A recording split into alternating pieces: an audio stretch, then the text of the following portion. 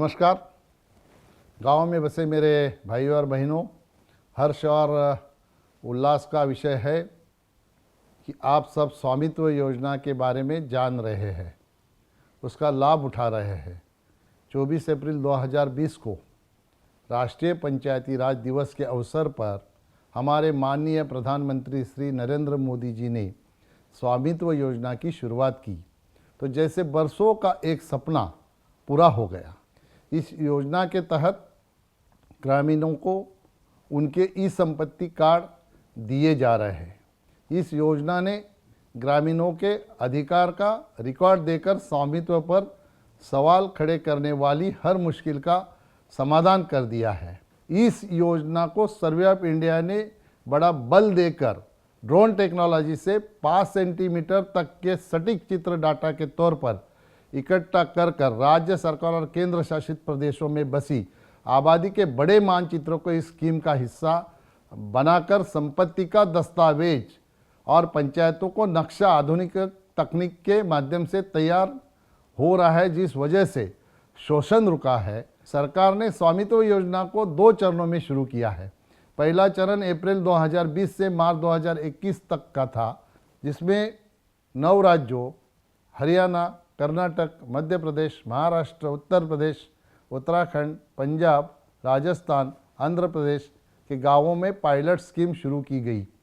इनमें से 4 राज्यों जैसे राजस्थान, पंजाब, हरियाणा और मध्य प्रदेश में 210 कॉर्स यानी कंटिन्यूअस ऑपरेटिंग रेफरेंस स्टेशन लगाए गए। दूसरा चरण अप्रैल 2021 से मार्च 2025 तक तय किया गया है, जिसमें देश के सभी राज्यों के सभी गांवों तक पहुंचाने का लक्ष्य है और देश भर में सैकड़ों कॉर्स यानी कंटिन्यूअस ऑपरेटिंग रेफरेंस स्टेशन लगाए जाने हैं। सरकार का इस योजना को लाने के पीछे एक उद्देश्य ये भी था कि स्टेट एजेंसी को ग्रामीण इलाकों में कृषि और व्यावसायिक ज़मीन पर टैक्स की गणना करने में किसी तरह की कोई परेशानी ना हो। सरकारी संस्थाओं को ग्रामीण आबादी वाली ज़मीनों का सही और सटीक मानचित्र उपलब्ध हो सके और पंचायतों के विकास का कार्यक्रम इन सुविधाओं के माध्यम से तैयार किया जा सके। कम समय में ही इस योजना के सकारात्मक परिणाम सामने आ रहे हैं। ग्रामीण अपनी संपत्ति का कार्ड दिखाकर बैंक से कर्ज ले सकते हैं। कर्ज लेने की प्रक्रिया को भी आसान बनाया जा रहा है ताकि ग्रामीण अपने विकास को नई गति दे सके। इस योजना के माध्यम से उनके जीवन में बड़े बदलाव आ रहे हैं। अदालतों में भी ग्रामीण जमीन विवाद के मामले में कमी आई है और गांव में बसे अगर किसी के 4 भाई है तो 4 भाई के ज़मीन का बंटवारा आपस में बैठ के होता है, लेकिन उसकी बाउंड्री फिक्स नहीं होती है। जब कोई स्ट्रक्चर है 4 भाइयों में से कोई बनाने जाता है तो उनमें वाद विवाद पैदा होता है और ये स्वामित्व योजना के माध्यम से उनका अगर प्रॉपर्टी कार्ड बनता है तो हर एक को मालूम होगा कि उसकी बाउंड्री कहाँ तक है। हमें विश्वास है कि 2025 तक स्वामित्व योजना पूरे देश में ग्रामीणों के विकास की नई कहानी लिखेगी। मजबूत ग्रामीण भारत के हमारे संकल्प को सिद्धि तक पहुँचाएगी।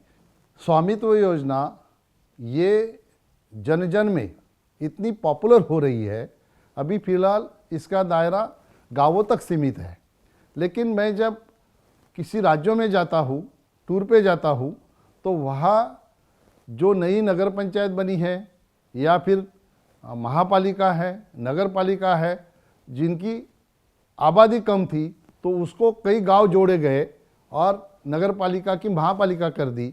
वो जो गांव वहाँ पे जुड़े हुए हैं, वो गांव के लोग मुझे मिलके वो मुझे रिक्वेस्ट करते हैं कि हम भी गांव से ही आए हैं, अभी भले हम लोग महापालिका नगर पंचायत में है लेकिन हमारे गांवों का भी मापन हुआ नहीं है।